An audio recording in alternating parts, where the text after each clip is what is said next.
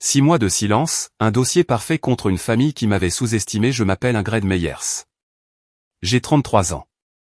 Et le matin où je suis entré seul dans cette salle d'audience, ma belle-mère, Nancy, souriait déjà. Elle était assise de l'autre côté de l'allée, dans un blazer noir, avec un collier de perles, son avocat à ses côtés dans un costume gris impeccable. Ma belle-sœur, Paige, était derrière eux, les jambes croisées, le menton levé, hochant la tête comme s'ils avaient déjà gagné. Je portais une seule chose, un porte-document en cuir, que mon mari, Grant, m'avait offert pour mon 31e anniversaire. Il était plus lourd qu'il n'y paraissait. 6 mois de silence avaient été mis dans ce porte-document. 6 mois de reçus, de rapports, de déclarations sous serment, et un document que personne, dans cette pièce, ne s'attendait à voir. Ce qu'aucun d'eux ne savait, ni Nancy, ni Paige, ni leur avocat avec sa cravate à 200 €, c'était ce qui se trouvait à l'intérieur de ce dossier, et ce que la juge s'apprêtait à dire. Je devrais revenir en arrière. Grant et moi avons acheté notre maison, l'année de notre mariage. Une maison de plein pied avec 2 chambres, dans une rue calme de Fredericksburg, en Virginie. Rien de luxueux. Un bardage en vinyle, une clôture en grillage, et un cornouiller. Grant l'avait planté le premier printemps après notre emménagement, car il disait que chaque maison avait besoin d'une chose vivante, qui ne payait pas de loyer. Il était plombier, à son compte. Debout chaque matin à 5h30, l'odeur d'Allspice dans le cou, et ses chaussures de sécurité près de la porte. J'entendais sa camionnette quitter l'allée, avant même que le soleil ne dépasse la cime des arbres. Je suis assistante juridique. 7 ans chez Jenkins et Whitmore, un petit cabinet spécialisé en planification successorale, sur Princess Anne Street. Je rédige des testaments, je dépose des requêtes d'homologation, j'organise des documents de fiducie. Je connais la loi sur les successions de Virginie, de la même manière que Grant connaissait les raccords en cuivre, à l'instinct, de mémoire, et par la force de l'habitude. Nous n'étions pas riches. Nous avions un prêt immobilier, un compte d'épargne que nous alimentions chaque mois avec la régularité d'une horloge, et une police d'assurance vie que Grant avait souscrite lors de notre mariage. Nous avions aussi un testament. Nous l'avions rédigé ensemble 4 ans plus tôt, juste là, au bureau de Margaret Whitmore, ma patronne nous regardant signer. Tout l'un pour l'autre. Simple, net. Le genre de document que j'aide d'autres personnes à créer, chaque jour. La famille de Grant vivait à proximité. Sa mère, Nancy, était à 25 minutes au sud, à Stafford. Sa sœur, Paige, était du côté de Richmond, à environ 90 minutes à l'est. Son oncle Dal, le frère de Nancy, était un peu plus haut à Culpeper, à 45 minutes au nord. Nous les voyions à Thanksgiving, et parfois à Pâques. Nancy était toujours polie avec moi. Polie de la façon dont un guichetier de banque est poli. Professionnelle, mesurée, et disparue dès que la transaction était terminée. Paige avait emprunté de l'argent à Grant à 3 reprises. Elle n'a jamais rien remboursé. Grant est mort un mardi, en septembre. J'étais à mon bureau, en train de réviser une modification de fiducie, quand le téléphone de Margaret a sonné. Elle a répondu, m'a regardé, et a prononcé mon prénom d'une manière que je n'avais jamais entendue auparavant. Douce. Prudente. Comme si le mot lui-même risquait de briser quelque chose. Un camion avait brûlé un feu rouge sur la route 3, alors que Grant se rendait sur un chantier à King George. Ils m'ont dit qu'il était parti, avant même l'arrivée des secours. Je suis quand même allé à l'hôpital. Je me suis assise sur une chaise en plastique, dans un couloir qui sentait le produit pour les sols, et j'ai tenu son alliance, qu'une infirmière avait placée dans une petite enveloppe. Le sol s'est dérobé sous mes pieds, ce jour-là. Je ne veux pas dire que je me suis effondré. Je veux dire que la terre, sur laquelle j'avais construit ma vie, a tout simplement cessé d'exister, et j'ai dû continuer à avancer malgré tout. Alors, je l'ai fait. J'ai appelé les pompes funèbres. J'ai appelé la compagnie d'assurance. J'ai prévenu les clients de Grant, j'ai envoyé des emails à nos amis, j'ai organisé la cérémonie, j'ai choisi le cercueil, j'ai choisi les cantiques. Si je m'arrêtais de bouger, j'allais cesser de fonctionner. C'était le marché que j'avais conclu avec moi-même, et je l'ai tenu. Nancy est venue à la maison, ce soir-là. Elle s'est assise à la table de notre cuisine, et elle a pleuré. De vraies larmes. Je lui ai tenu la main, car elle avait perdu son fils, et peu importe ce qu'était Nancy par ailleurs, ce chagrin n'était pas une comédie. Elle avait élevé Grant seule, après le départ de son père. Il était parti quand Grant avait 12 ans, avait déménagé en Floride, et n'avait jamais appelé. Nancy avait porté ce garçon, à travers les appareils dentaires, les essais de baseball, et les dossiers d'inscription en école professionnelle, avec un simple salaire de responsable de pharmacie. Elle aimait Grant. Je n'en ai jamais douté. Ce dont j'ai douté, plus tard, c'est du droit que cet amour lui conférait. Les funérailles ont eu lieu un samedi. Délice Blanc, la chanson préférée de Grant par Creedence Clearwater, dans une église qu'il ne fréquentait plus depuis des années, mais où le nom de sa grand-mère figurait sur une plaque en laiton, près de l'entrée. J'ai tout organisé, parce que c'est ce que je fais. La responsable Ingrid, gérant l'insupportable, en le transformant en une liste de tâches à cocher. Nancy était assise au premier rang, tenant la main de Paige. Quand le pasteur a invité la famille à parler, Nancy s'est levée immédiatement. Elle a parlé pendant 6 minutes. Je le sais, parce que je regardais l'horloge sur le mur du fond. Sans compter, mais ayant simplement besoin de regarder quelque chose de fixe. Elle a parlé d'avoir élevé Grant seule, des sacrifices qu'elle avait faits, de l'appartement qu'il partageait quand il était petit, des doubles services à la pharmacie pour qu'il puisse avoir des crampons pour le baseball. Elle ne m'a pas mentionné une seule fois. Ni mon nom, ni notre mariage, ni nos 7 années à construire quelque chose ensemble. Je me suis dit qu'elle était en deuil, et que le deuil fait des choses étranges à la vision périphérique des gens.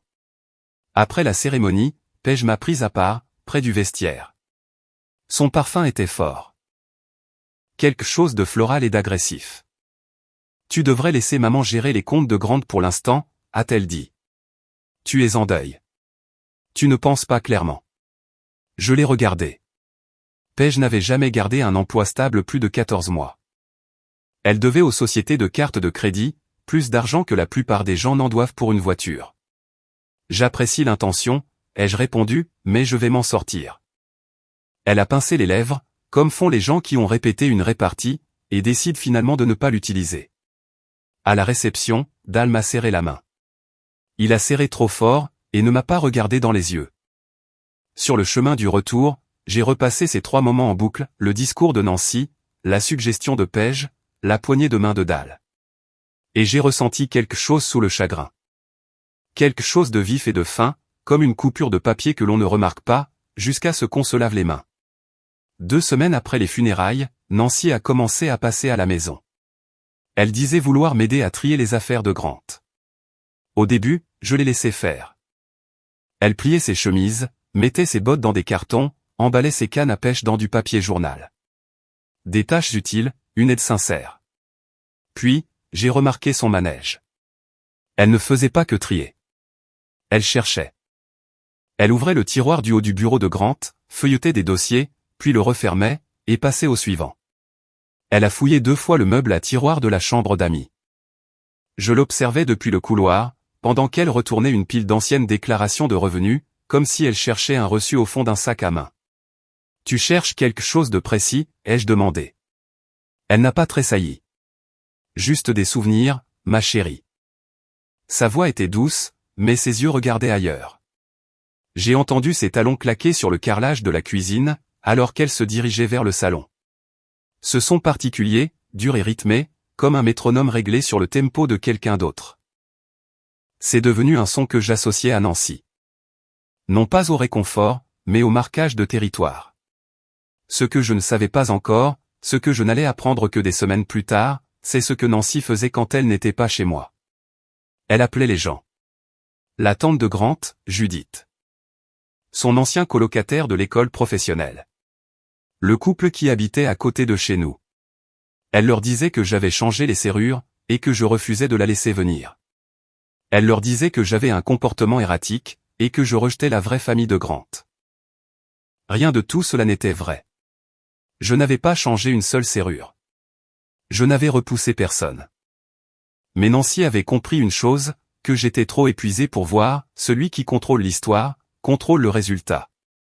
Et elle avait commencé à écrire la sienne, le jour même où nous avons enterré son fils. 1 mois après l'enterrement, Dal a appelé. Il a dit que nous devions nous asseoir, et parler de la succession de Grant. Juste des formalités, a-t-il dit. Rien d'inquiétant. Je suis allé chez Nancy, à Stafford. Ils étaient tous les trois assis à la table de sa salle à manger. Nancy, Paige, Dal. Comme un jury attendant l'entrée d'un candidat. Dal a fait glisser un document sur la table. C'était un testament. Dactylographié, signé, et daté de 2 mois avant la mort de Grant. Je l'ai lu une fois, puis je l'ai relu. Le testament laissait la maison et le compte d'épargne à Nancy. Le capital de l'assurance vie était divisé entre Paige et Dal. Je devais recevoir les effets personnels. C'était l'expression exacte, effets personnels. 7 ans de mariage réduit à ce qui pouvait tenir dans une boîte en carton. Nancy a croisé les mains sur la table. Sa voix était posée, presque tendre, Grant aurait voulu que sa famille l'ait. J'ai regardé la signature. Je n'ai pas eu le souffle coupé. Je n'ai pas tremblé. Mais quelque chose à l'intérieur de moi est devenu très froid, et très immobile. De la façon dont l'eau gèle, depuis les bords vers le centre. La signature était fausse. J'avais passé 7 ans à regarder Grant signer des documents. Des chèques, des factures, des permis de construire, les papiers de notre prêt immobilier. Son G avait une boucle inversée caractéristique, dans le sens inverse des aiguilles d'une montre, au sommet. Ce G tournait dans le sens des aiguilles d'une montre. La pression du stylo était trop régulière au milieu des traits. C'était décalqué, pas écrit à main levée. Et la date sur le testament. Grant avait été à Roanoke cette semaine-là, à 3 heures de route, en train de remplacer des canalisations d'égout pour un client commercial. Il n'était pas à la maison. Puis-je en avoir une copie, ai-je demandé. Dal a hoché la tête. L'original a déjà été déposé au tribunal. Déposé? Avant même qu'on m'ait dit qu'il existait. J'ai pris la copie, j'ai souhaité une bonne nuit, et je suis rentré chez moi. Mes mains tremblaient sur le volant. Pas de peur, mais de la fureur chirurgicale et spécifique d'une personne dont c'est le métier, et à qui on vient de remettre un faux.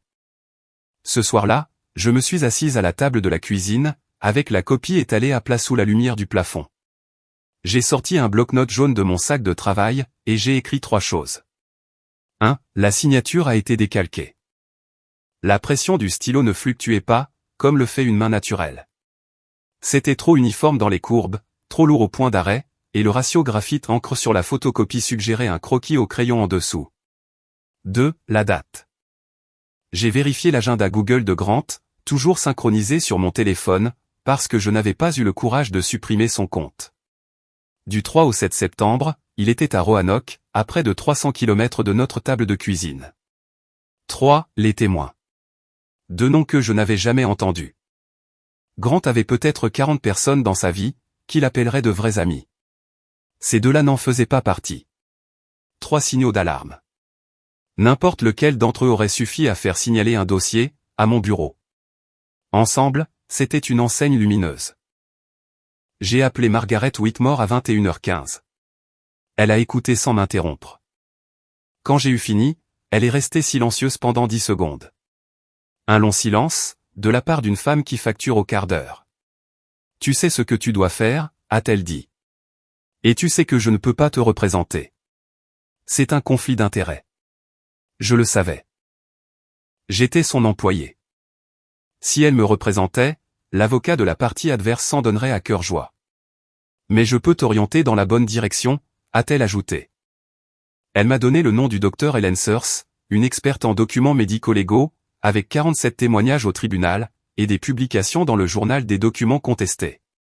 Puis, elle a dit autre chose. Ingrid, tu rédiges ces requêtes tous les jours. Tu sais comment procéder. Je le savais. Je savais exactement comment faire. Je suis retourné chez Nancy, 3 jours plus tard. Je lui ai dit que j'avais des questions concernant les 2 témoins figurant sur le testament, leur nom, comment Grant les connaissait, à quel moment ils avaient été présents pour la signature. Nancy est restée sur le pas de sa porte. Elle ne m'a pas invité à entrer. C'était des amis de jeunesse de Grant, a-t-elle dit. Avant ton époque. Avant mon époque. J'étais dans la vie de Grant depuis 10 ans. 3 ans de fréquentation, 7 ans de mariage. Je connaissais chaque personne venue à ses anniversaires, chaque collègue qui lui avait emprunté des outils, tout le monde de ses soirées poker. Ces 2 noms n'existaient dans aucun de ces cercles. Je lui ai dit que j'allais contester le testament. Elle le savait déjà. Sa réponse fut livrée à température ambiante. Chaque syllabe mesurée. Tu es venu sans avocat. Tu as déjà perdu. Cette phrase a atterri comme une gifle. Non pas parce qu'elle piquait, mais parce qu'elle me disait tout. Elle avait déjà engagé un avocat. Elle avait déjà déposé le testament. Elle avait planifié cela, alors que j'étais encore en train de choisir les fleurs pour le cercueil de Grant. Paige est apparue derrière Nancy, dans le couloir, adossée au mur, les bras croisés. Accepte-le, Ingrid. Ne rends pas les choses plus moches qu'elles ne doivent l'être. Je les ai regardées toutes les deux, la mère et la fille. Un front uni, dans l'encadrement d'une porte que j'avais l'habitude de franchir, en portant une tarte pour Thanksgiving. Je ne rends rien moche, ai-je dit. Je pose des questions. Je suis rentré chez moi. 25 minutes sur la route I-95 Sud, les mains à 10h10 sur le volant, la radio éteinte. Dans le silence, j'ai laissé l'arithmétique s'installer. Elle avait engagé un avocat. Elle avait déposé le document en premier. Elle préparait cela depuis avant que la terre sur la tombe de Grant ne soit retombée. Et elle pensait que j'allais plier, parce que j'étais seul. Le lundi suivant, j'ai déposé une contestation de testament, auprès de la cour de circuit du comté de Stafford. J'ai tapé la requête moi-même, pendant ma pause déjeuner, en utilisant le même modèle que j'utilise pour les clients au travail. Motif, faux et fraude, soutenu par l'expérience professionnelle de la requérante, en matière de documentation successorale. Frais de dépôt, 275 €. Je les ai payés avec ma carte bancaire. Cette même semaine, j'ai commencé à constituer mon dossier de preuve. Je suis allé à la banque, et j'ai sorti 7 ans de relevé hypothécaire. Chaque paiement effectué depuis notre compte joint, chaque chèque signé de ma main, chaque prélèvement automatique que j'avais mis en place, parce que Grant oubliait toujours le 15 du mois. J'ai rassemblé les factures d'électricité, l'assurance habitation, les reçus d'impôts fonciers. Tous à mon nom, ou à nos deux noms. J'ai photographié la signature de Grant, sur 22 documents distincts. Des factures de son entreprise de plomberie, notre compromis de vente immobilière, des déclarations de revenus, les permis de construire qu'il avait obtenus pour des rénovations de salles de bain. 6 de ces signatures étaient suffisamment claires pour une comparaison. Je les ai emballées dans une enveloppe Kraft, et je les ai envoyées au docteur Ellensors par courrier recommandé, avec une photocopie du testament contesté. Ses honoraires de provision étaient de 3200 €.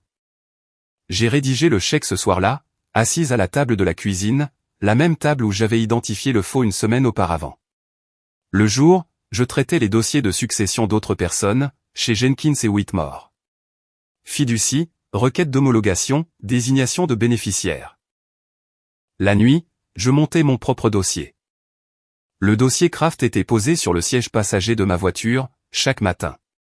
Il allait dans le tiroir de mon bureau au travail, rentrait avec moi à 17h30, et restait sur le comptoir de la cuisine, pendant que je dînais seul. Il devenait de plus en plus épais. L'isolement a commencé lentement, puis tout d'un coup. La tante de Grant, Judith, une femme qui m'avait serré dans ses bras à chaque fête pendant 7 ans, a appelé un soir. Une voix pleine d'une inquiétude préparée à l'avance. Ingrid, ma chérie, est-ce vrai que tu as changé les serrures, et que tu refuses de laisser Nancy venir? Je n'avais changé aucune serrure. Je le lui ai dit. Elle a hésité.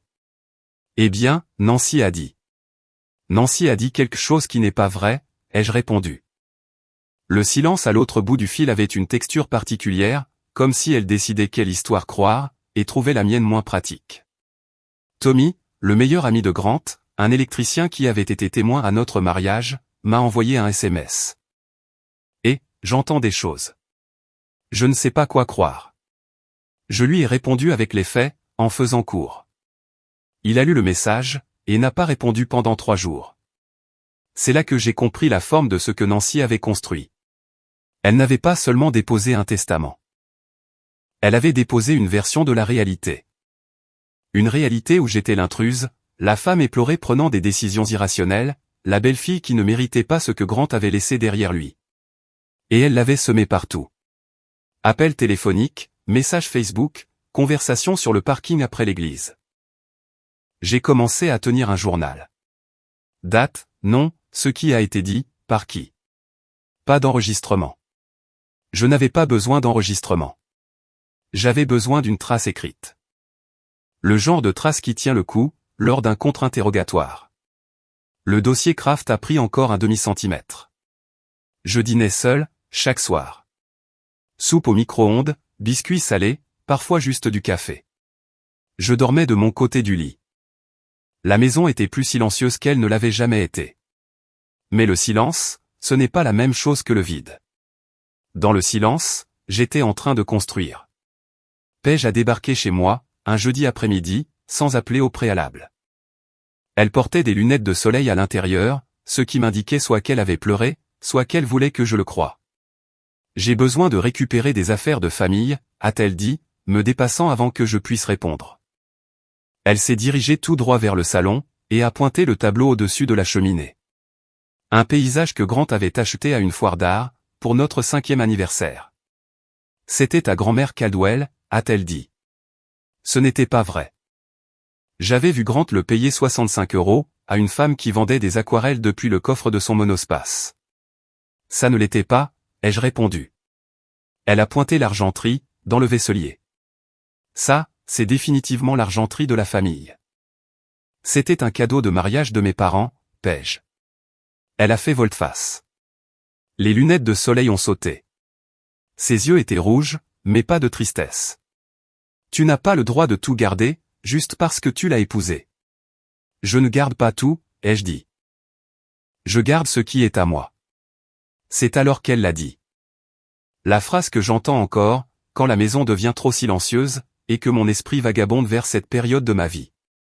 Le sang, c'est le sang, ma chérie. Tu ne faisais que louer son nom de famille. Elle l'a dit, de la manière dont on dit les choses que l'on a gardées en réserve. Pratiqué, chargé, visant juste entre les côtes. Je me suis tenu à la porte d'entrée, je l'ai tenue ouverte, et j'ai gardé une voix neutre. Je pense que tu devrais partir. Elle est partie, et a claqué la porte de sa voiture assez fort pour faire aboyer le chien du voisin.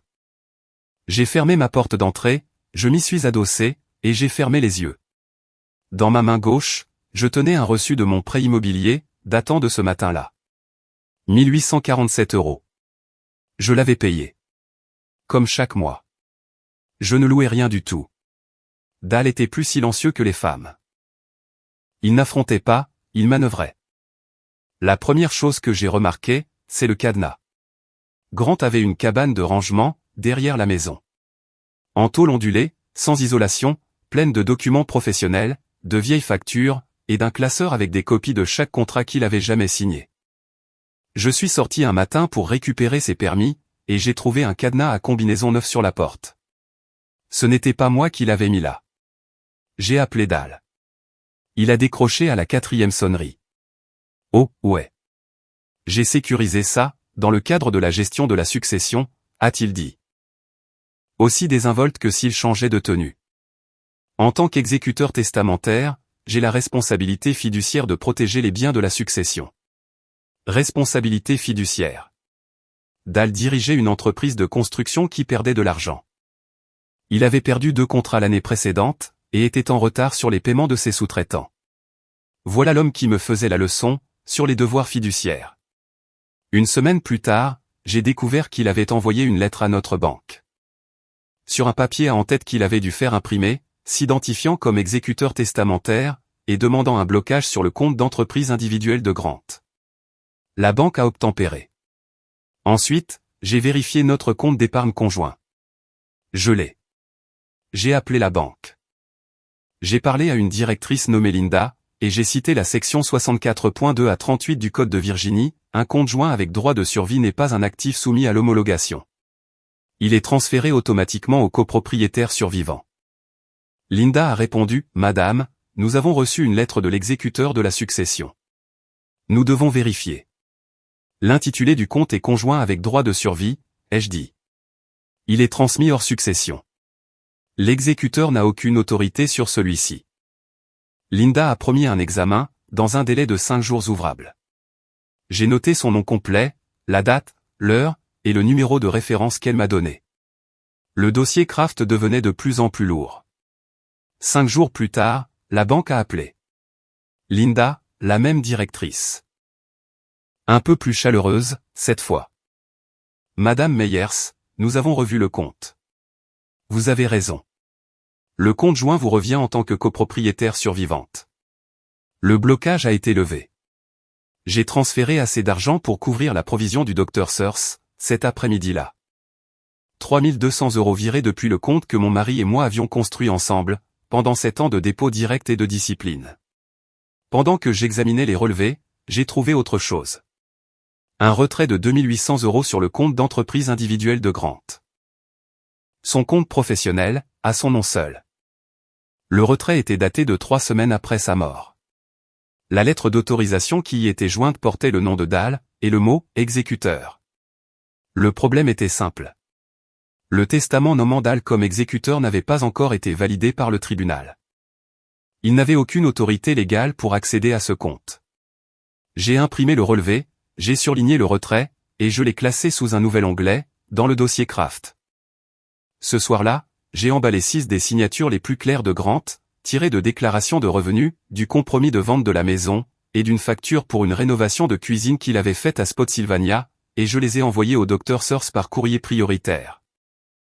Puis, je me suis assise sur le bord du lit. La maison était dans l'obscurité, à l'exception de la lumière du couloir.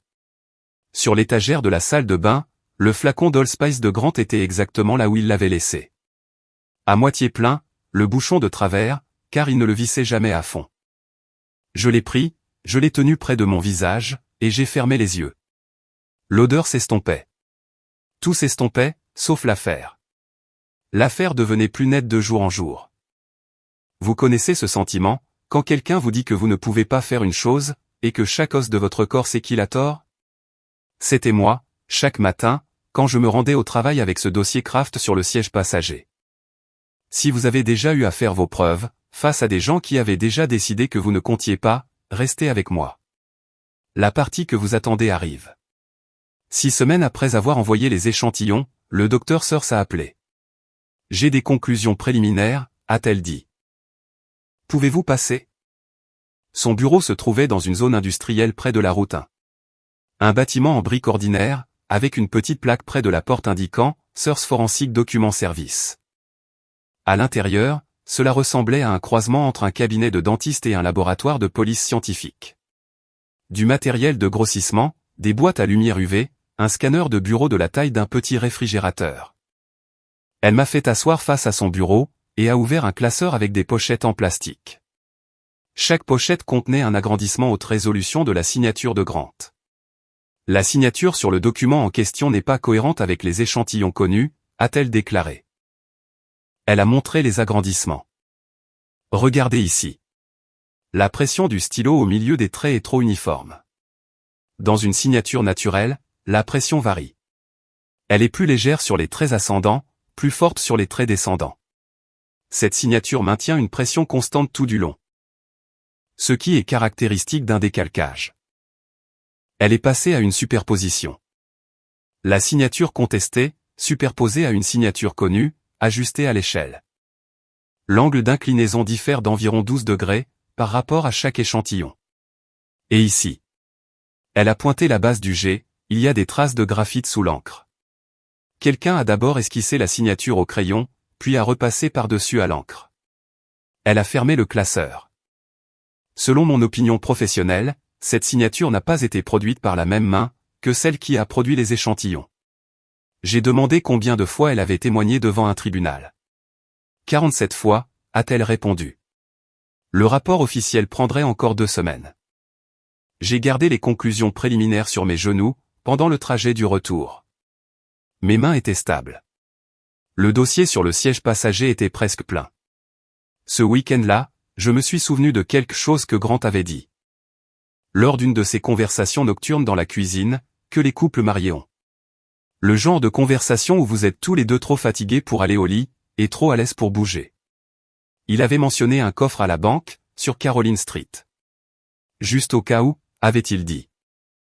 Tu sais où est la clé. Je n'y avais pas repensé depuis, mais maintenant, j'ai fouillé le placard de l'entrée à la recherche de son manteau d'hiver. Le lourd manteau en toile qu'il portait pour la chasse, celui que j'avais repoussé au fond de la penderie, parce que la manche sentait encore le allspice et le feu de bois, et que je ne pouvais pas le regarder sans perdre le souffle. La clé était dans la poche intérieure. En laiton, petite, attachée à une étiquette en papier avec un numéro écrit de la main de Grant. À la banque, j'ai présenté mon permis de conduire, notre certificat de mariage, et l'acte de décès de Grant. Le directeur m'a conduite à la salle des coffres. La boîte était petite, peut-être 12 sur 25 cm. À l'intérieur, notre testament original. Vieux de 4 ans, signé par Grant avec cet incomparable « G » inversé, et témoigné par Tommy Haigh et Margaret Whitmore. Tout l'un pour l'autre. Et sous le testament, une simple feuille de papier lignée, pliée en deux. L'écriture de Grant. Désordonnée, penchée vers la droite. Le genre de calligraphie qui faisait grimacer les professeurs remplaçants. Ingrid, si tu lis ça, j'espère que c'est juste parce que tu fais encore du rangement.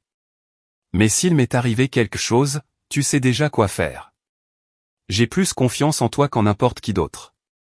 Je suis restée assise dans ma voiture, sur le parking de la banque, pendant 11 minutes. Je le sais, parce que l'horloge du tableau de bord était la seule chose sur laquelle je pouvais me concentrer. J'ai pressé ce morceau de papier contre ma poitrine, et j'ai pleuré, pour la première fois depuis l'enterrement. Grant avait déjà dit au monde, qui était sa famille. Il l'avait écrit, l'avait signé, l'avait enfermé dans une boîte en acier, et m'avait fait confiance pour le trouver. Nancy pouvait dire ce qu'elle voulait. Grant avait déjà répondu. À la mi-décembre, j'avais un dossier qui ferait la fierté de n'importe quel avocat de mon cabinet. Onglet 1, le testament contesté, annoté avec les 3 signaux d'alarme que j'avais identifiés, la nuit où je l'avais vu pour la première fois. Onglet 2, le rapport préliminaire du Dr Searce. Onglet 3, le testament original du coffre de la banque, signé par Grant, témoigné par Tommy Haigh et Margaret Whitmore. Onglet 4, 7 ans de relevés hypothécaires, de factures d'électricité, de reçus d'impôts fonciers, et de documents d'assurance habitation. Tous payés par moi, ou par notre conjoint. Onglet 5, le relevé bancaire montrant le retrait non autorisé de DAL, de 2800 €, depuis le compte d'entreprise individuelle de Grant. L'onglet 6 contiendrait le rapport officiel du Dr Searce, quand il arriverait. J'ai appelé Tommy. Il a décroché à la 2e sonnerie, cette fois. Le silence de 3 jours d'auparavant s'était apparemment terminé, lorsqu'il avait appris que je contestais le testament. « Dis-moi ce qu'il te faut », a-t-il dit. J'avais besoin de sa déclaration sous serment, confirmant qu'il avait été témoin de la signature de Grant sur le testament original, 4 ans plus tôt, et qu'il n'avait jamais signé aucun autre testament pour Grant. Tommy est venu à ma table de cuisine ce samedi-là, a signé une attestation que j'avais préparée, et a bu 2 tasses de café noir, tout en me racontant des histoires sur Grant, qui nous ont fait rire tous les deux, pour la première fois depuis des mois. Margaret Whitmore a préparé sa propre déclaration sous serment, confirmant la même chose. Elle avait été témoin de l'exécution du testament original de Grant, dans son bureau. 2 témoins. Tous 2 crédibles. Tous 2 prêts à témoigner sous serment. J'ai tout organisé dans le dossier Kraft, qui a maintenant été remplacé par le porte-document en cuir de Grant, car la chemise cartonnée ne pouvait plus tout contenir. J'ai créé un index avec des onglets. J'ai numéroté chaque pièce à conviction. Je n'étais pas une femme en train de s'effondrer. J'étais une assistante juridique, en train de monter un dossier, de la manière dont j'avais été formé pour le faire. Et il était presque prêt.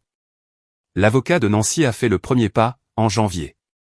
Il s'appelait Richard Hartwell.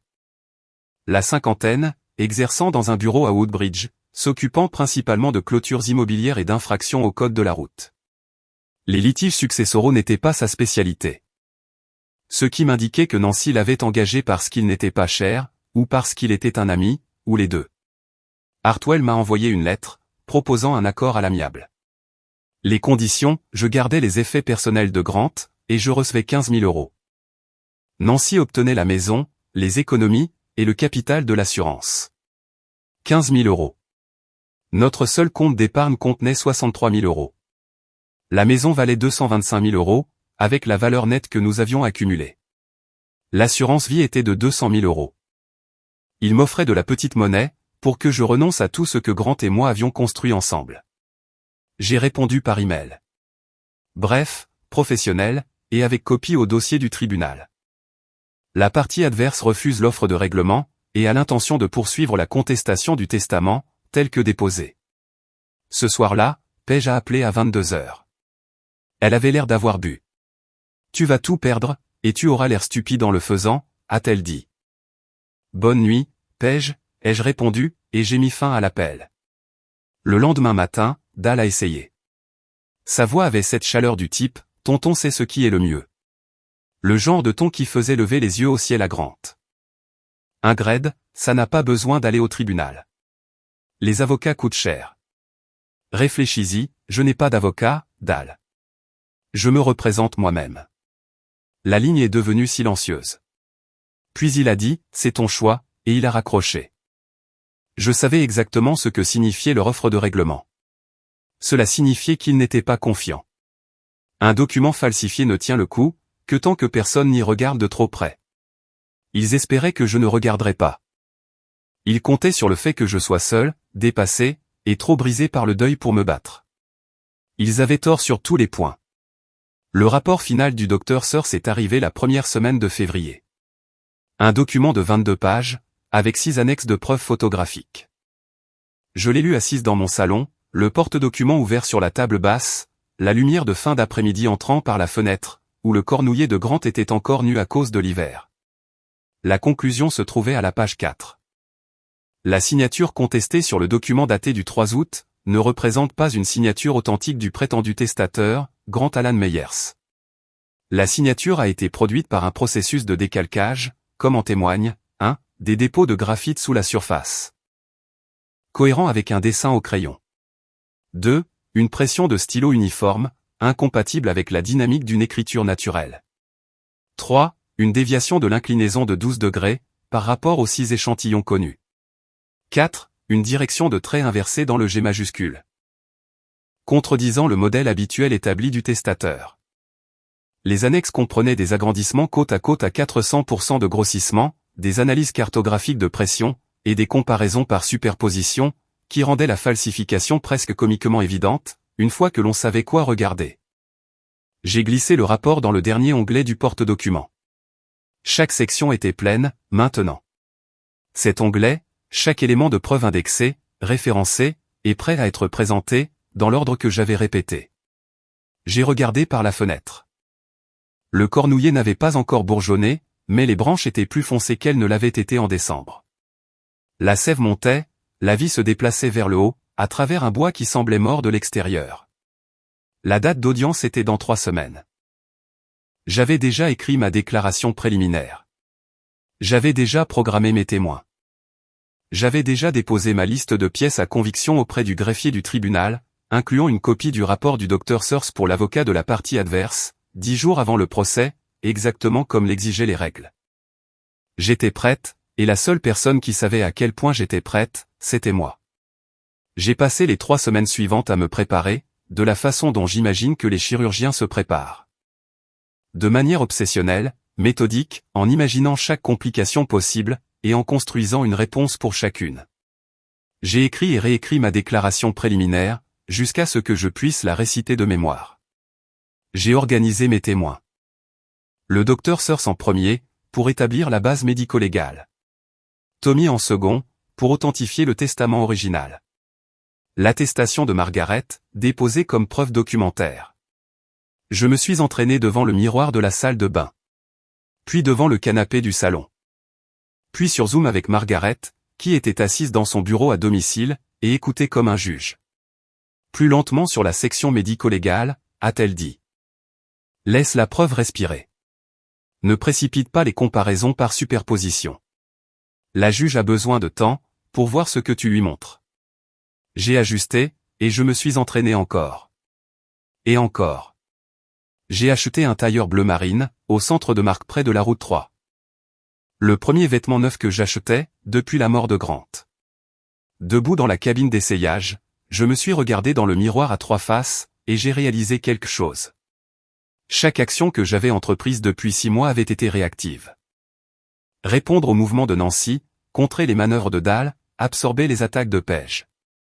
Ce tailleur était la première chose que je faisais purement pour moi.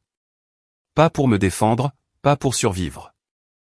Pour la version de moi-même, que j'avais l'intention d'être, quand je franchirais les portes de ce tribunal. Je l'ai repassé ce soir-là, et je l'ai accroché au dos de la porte de la chambre. J'ai déplacé le porte-document de Grant, de la table de la cuisine au banc de l'entrée, où je pourrais l'attraper en sortant. Chaque chose avait sa place. Tout était pris en compte. La seule variable restante, c'était de savoir si la juge verrait ce que je pouvais voir, que le document déposé par Nancy était un mensonge, et que les véritables volontés de Grant étaient enfermées dans une boîte en acier, qu'il m'avait fait confiance pour trouver. La veille de l'audience, Paige m'a envoyé un SMS à 21h14. J'étais en train de me brosser les dents.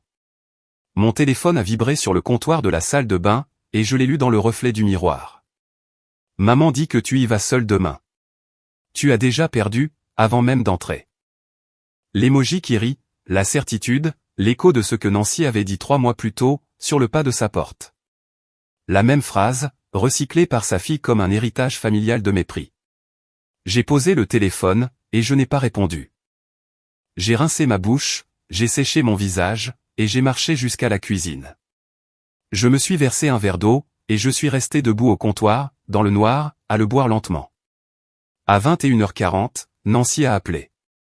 Sa voix avait cette douceur particulière, qu'elle déployait quand elle voulait quelque chose de chaleureux en surface, mais calculé en dessous. Ingrid, il n'est pas trop tard pour trouver un arrangement. Je ne veux pas t'embarrasser, devant un juge. J'apprécie l'appel, Nancy. À demain. J'ai raccroché, je me suis assise sur le bord du lit, et j'ai ouvert le porte-document une dernière fois. Onglet 1, leur testament.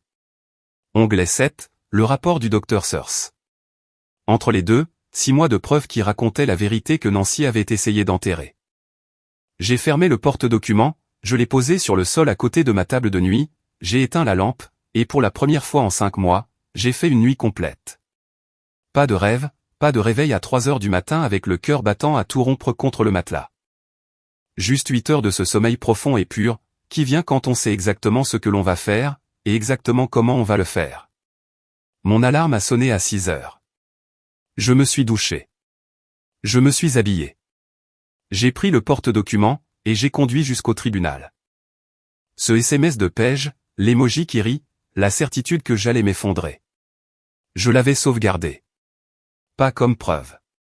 Juste comme un rappel, de ce que l'on ressent quand quelqu'un vous donne perdant, avant même que le premier mot ne soit prononcé. Si vous avez déjà été cette personne, celle dont personne n'attend qu'elle riposte, continuez à écouter. Je suis arrivé au tribunal du comté de Stafford à 7h40.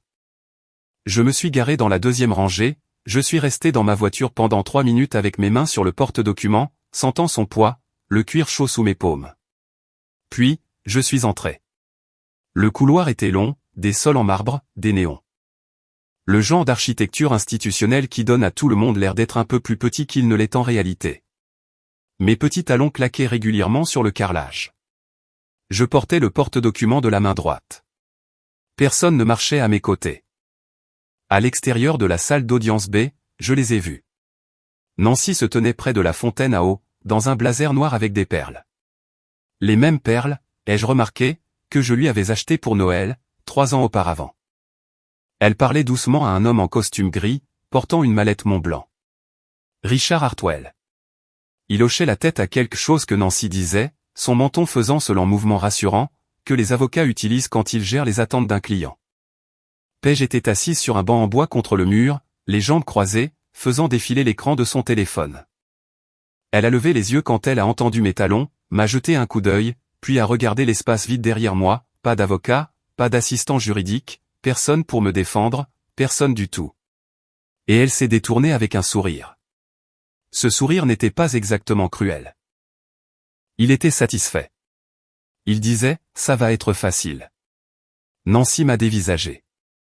Ses yeux sont passés de mon visage au porte-document, puis au couloir vide derrière moi. Et elle a souri, elle aussi. Un petit sourire prudent. Le genre de sourire que l'on fait à quelqu'un, qui a apporté un couteau pour une situation qui requiert clairement quelque chose de plus gros. Je n'ai pas souri en retour. Je suis passé devant eux, j'ai ouvert la porte du tribunal, et j'ai choisi une place à la table de la partie adverse. J'ai posé le porte-document sur la table, je l'ai déverrouillé, et j'ai attendu. La salle d'audience était plus petite que ce que les gens imaginent. Pas de box des jurés. En Virginie, les affaires d'homologation sont des procès sans jury, tranchés par le juge seul. Un drapeau américain, un drapeau de la Virginie, une estrade surélevée en bois sombre, et 2 tables d'avocats, séparées par une allée assez large pour une seule personne. La sténotypiste a installé sa machine. Un greffier a rangé des dossiers.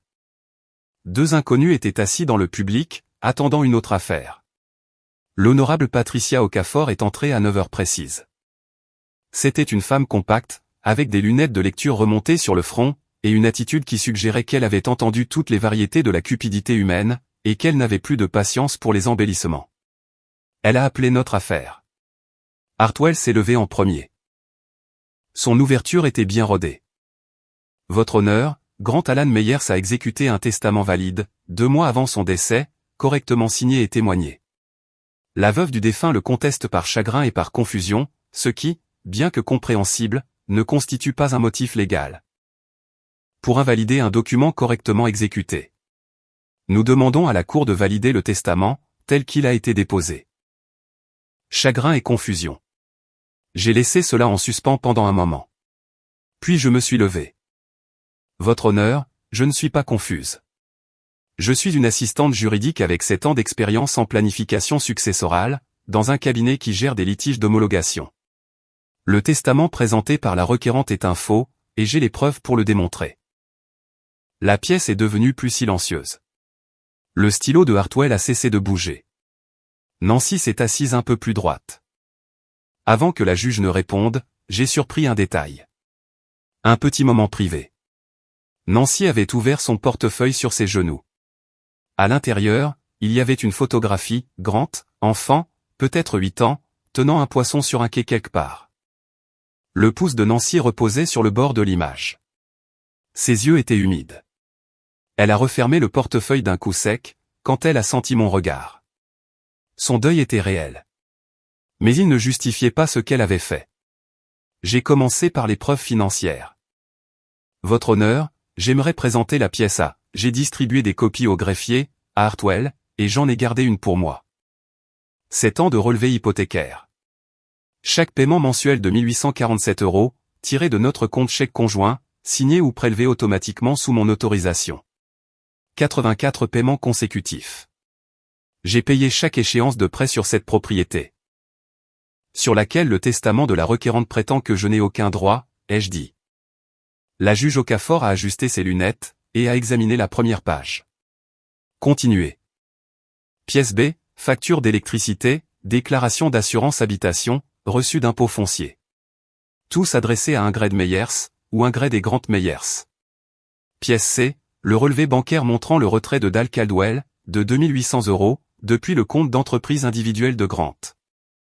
Autorisé par une lettre identifiant Dal comme exécuteur. Une désignation qui, au moment du retrait, n'avait été validée par aucun tribunal. Votre honneur, Monsieur Caldwell a retiré des fonds du compte professionnel du défunt, en utilisant une désignation d'exécuteur non validée. Ce compte est un actif d'entreprise individuelle. Sa lettre d'autorisation n'avait aucune valeur légale, au moment du retrait. Hartwell écrivait des notes plus rapidement, maintenant. Des traits courts et nerveux. L'écriture d'un homme qui est en train de recalculer. Je me tenais immobile, les bras le long du corps, la voix au même volume que j'utilise quand je présente des résumés de preuves à mon bureau. Conversationnelle, précise, sans précipitation. La juge Okafor a pris une note, et a levé les yeux. Y a-t-il d'autres preuves, Madame Meyers? Oui, votre honneur. Beaucoup d'autres. J'ai appelé Tommy Haye à la barre. Il portait une chemise boutonnée rentrée dans un jean propre, la tenue la plus habillée que je lui ai jamais vue, et je voyais bien que le col le gênait, à la façon dont il passait sans cesse un doigt en dessous. Il a levé la main droite, a juré de dire la vérité, et s'est assis avec la posture prudente d'un homme qui respecte un tribunal, mais qui préférerait être n'importe où ailleurs. Monsieur Haye, ai-je dit. Avez-vous été témoin de la signature d'un testament par Grant Alan Meyers, il y a environ 4 ans? Oui, madame. Au bureau de Margaret Whitmore, sur Princess Anne Street. Grant m'a demandé de venir. Nous nous sommes assis à une table de conférence. Il a signé le testament. J'ai signé comme témoin. Madame Whitmore a signé comme second témoin. Avez-vous vu Grant signer un autre testament, à un autre moment? Non. Connaissez-vous les noms figurant comme témoins, sur le testament soumis par la requérante? Il a regardé le document que je lui tendais, et a secoué la tête. Jamais entendu parler d'aucun des deux. Et Grant et moi discutions toutes les 2 semaines. Il m'aurait parlé d'un truc comme signer un Nouveau Testament. Hartwell s'est levé pour le contre-interrogatoire. Monsieur Hay, à quel point diriez-vous que vous êtes proche de la partie adverse? Tommy l'a regardé fixement. J'étais proche de Grant. Grant confiait tout ce qu'il avait à Ingrid. C'est suffisant pour moi. J'ai présenté la pièce D, le testament original, tiré du coffre-fort de la banque. La signature de Grant, la vraie, avec ce « G » inversé que j'aurais pu dessiner de mémoire. Le nom de Tommy. Le nom de Margaret Whitmore. Tout l'un pour l'autre. La juge Okafor a tenu les 2 testaments côte à côte, un dans chaque main, et les a étudiés sans expression. J'ai repensé à ce que Paige avait dit. Le sang, c'est le sang, ma chérie. Tu ne faisais que louer son nom de famille. Grant ne le pensait pas, Grant l'avait mis par écrit. Votre honneur, j'aimerais appeler mon dernier témoin. J'ai fait une pause, j'ai laissé la phrase se poser. Le docteur Helen Searce, experte en documents médico-légaux. Hartwell s'était adossé à sa chaise, avec un bras drapé sur le côté. La posture d'un homme qui pense que le plus dur est passé. Quand j'ai prononcé le nom du docteur Searce, il a attrapé le dossier sur sa table, et a cherché une section vers la fin. J'ai regardé son visage, pendant qu'il lisait. Il avait reçu ma liste de pièces à conviction et une copie du rapport, 10 jours auparavant, exactement comme l'exigeaient les règles de communication des pièces. Il avait eu le rapport en sa possession depuis plus d'1 semaine. Mais en regardant ses yeux parcourir les pages, je pouvais le voir, le processus physique et lent d'un homme qui lit quelque chose attentivement, pour la première fois. La couleur a quitté son visage, de la façon dont l'eau se vide d'un évier. Progressivement, puis tout d'un coup, en partant des bords. Il s'est penché vers Nancy, et a chuchoté quelque chose. Nancy a secoué la tête, un coup sec et dur. Paige, dans le public derrière eux, a arrêté de faire défiler son téléphone. Les lèvres de Hartwell ont formé des mots que je ne pouvais pas entendre, mais j'ai pu lire une phrase, à la forme de ses lèvres et à la façon dont sa main s'est aplatie sur le rapport. Attendez, ce n'est pas possible. Le docteur Searce est entré par la porte latérale. Elle avait 59 ans, des cheveux argentés, un blazer gris anthracite, et des lunettes à monture métallique fine. Elle portait un classeur, de la même taille que celui qu'elle m'avait montré dans son bureau. Elle avait témoigné 47 fois. C'était la 48e. Elle a pris place à la barre, a décliné son nom et ses qualifications, et s'est installée avec la confiance tranquille d'une professionnelle, qui n'a aucun intérêt pour le drame, mais une certitude absolue dans ses conclusions. La juge Okafor a hoché la tête. Vous pouvez procéder.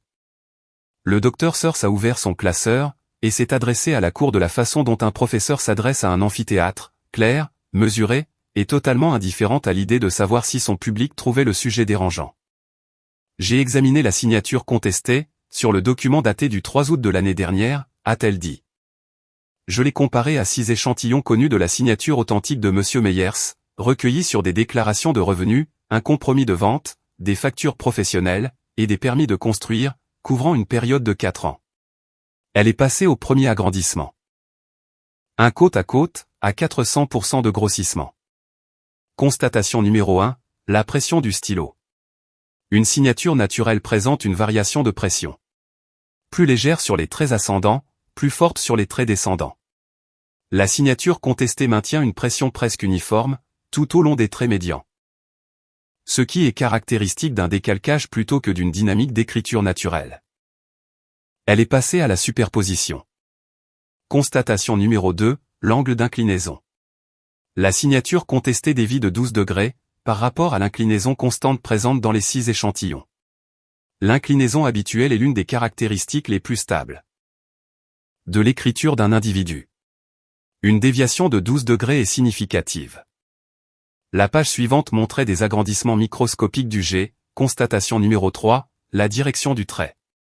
Dans les 6 échantillons, M. Meyers a formé le G majuscule avec une boucle initiale inversée.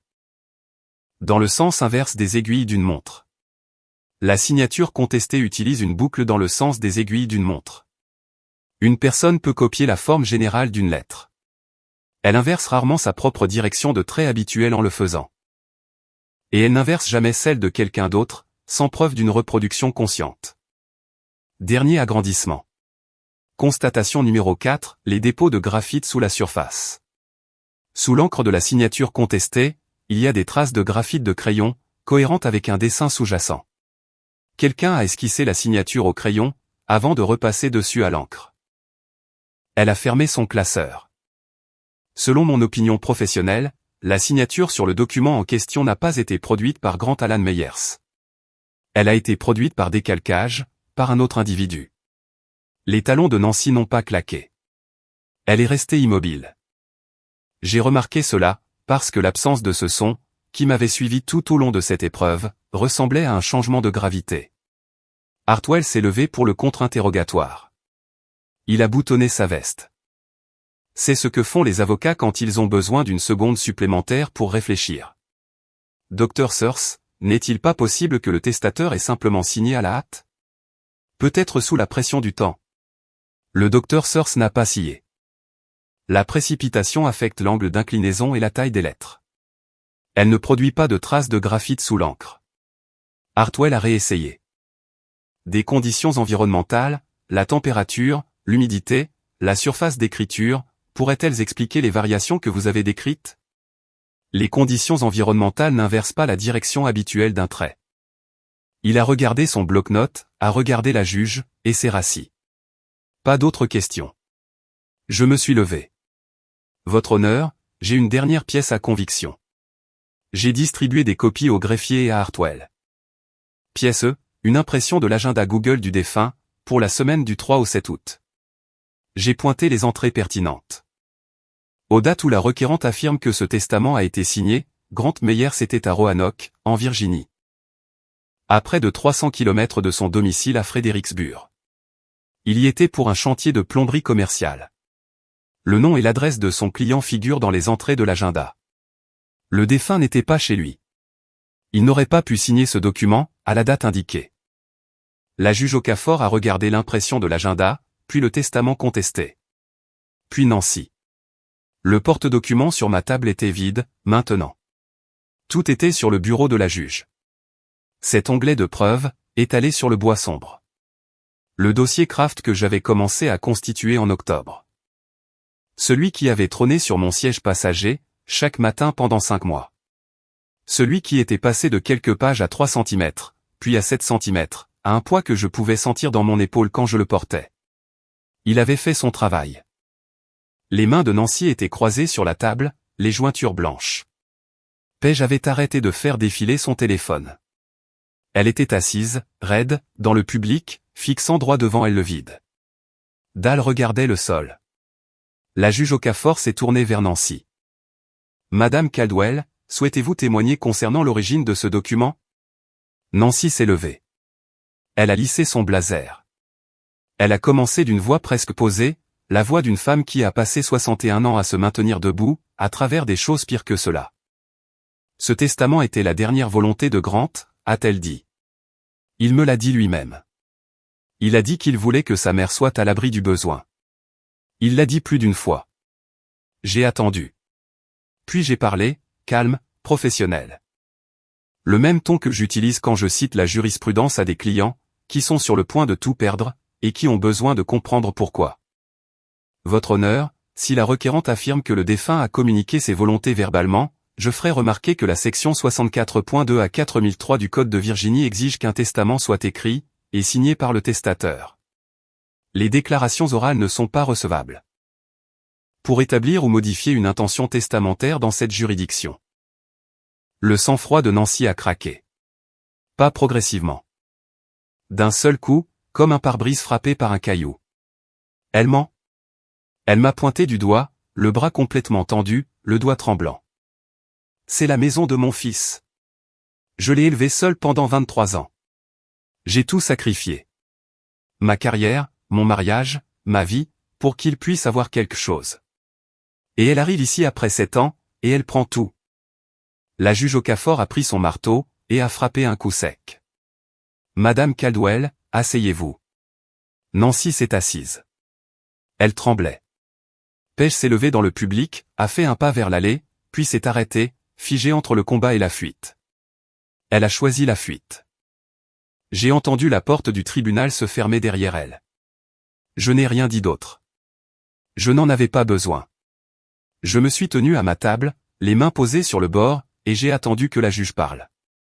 La juge Okafor a passé en revue ses notes.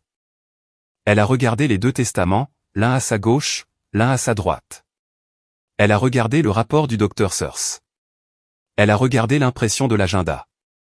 Elle a enlevé ses lunettes de lecture, et les a posées sur son bureau.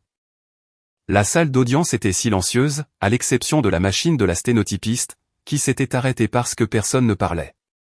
30 secondes, peut-être 40. Le plus long silence de ma vie. La cour conclut, par des preuves claires et convaincantes, que la signature sur le document soumis par la requérante n'est pas authentique. Une seule phrase. C'était tout ce qu'il fallait. Elle a continué, le testament déposé par Nancy Caldwell, au nom de la succession de Grant Alan Meyers, et par la présente déclaré nul. La Cour reconnaît le testament valide antérieur, exécuté environ 4 ans avant le décès du défunt, correctement témoigné. Et authentifié par 2 témoins crédibles. En vertu de cet acte, la succession du défunt est transmise dans son intégralité, à son épouse survivante, Ingrid Meyers. Elle a fait une pause. De plus, la Cour renvoie l'affaire du document frauduleux au procureur du comté de Stafford, pour l'examen d'une enquête criminelle, incluant, mais sans s'y limiter, des accusations de faux et d'usage de faux devant le tribunal. Nancy s'est affaissée sur sa chaise. Pas de manière dramatique. De la façon dont un bâtiment se tasse, quand un élément structurel cède. Dal était assis derrière elle, blanc comme le bloc-notes jaune sur lequel il n'écrivait pas. Paige était déjà parti. Hartwell a rassemblé ses dossiers, a fermé sa mallette, et s'est levé. En passant devant ma table en direction de la porte, il s'est arrêté. Il a hoché la tête une fois. Un petit signe sec, presque imperceptible. Le signe de tête d'un homme qui reconnaît qu'il a sous-estimé quelqu'un, et qui le sait. J'ai pris le porte-document de Grant. Il était plus léger qu'il ne l'avait été depuis des mois. Et je suis sorti de la salle d'audience. Tommy m'attendait dans le couloir. Il s'est levé du banc quand il m'a vu, a fourré ses mains dans ses poches, et a souri. Le premier vrai sourire que j'ai vu, depuis longtemps, de la part de quelqu'un qui tenait à Grant. Il aurait été fier, a dit Tommy. Il aurait été agacé que je n'embauche pas un vrai avocat, ai-je répondu. Tommy a ri. J'ai souri. C'était la première fois que je souriais, dans toute cette histoire, et cela m'a semblé étranger et fragile, comme d'utiliser un muscle qui n'a pas travaillé depuis des mois. Nous sommes sortis ensemble. L'air de février était vif et pur. Je me suis tenu sur les marches du tribunal, et j'ai regardé le parking, les arbres nus, le ciel gris. C'était fini. Dans les semaines qui ont suivi, les pièces sont tombées là où la gravité les a entraînées. Le procureur a ouvert une enquête préliminaire sur le document falsifié.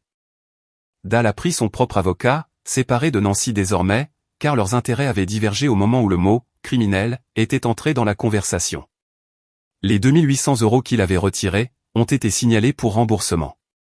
Paige a cessé d'appeler, a cessé d'envoyer des SMS. J'ai appris par Tommy qu'elle était retournée vivre à Richmond, et qu'elle ne parlait plus à Nancy.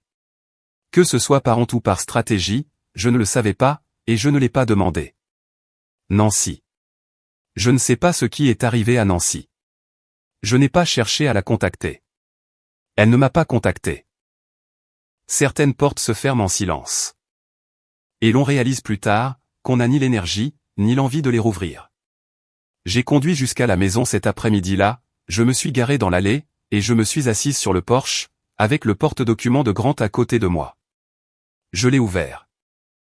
La seule chose qui restait à l'intérieur, c'était la feuille de papier à ligne du coffre-fort. Son écriture, sa confiance. Je n'ai rien loué du tout. Je l'ai construit. Chaque paiement de prêt, chaque dossier classé tard le soir, chaque matin où je me suis réveillé à côté de lui, et où j'ai choisi cette vie. C'était à moi. Ça avait toujours été à moi. Le silence ne signifie pas que vous avez accepté la défaite.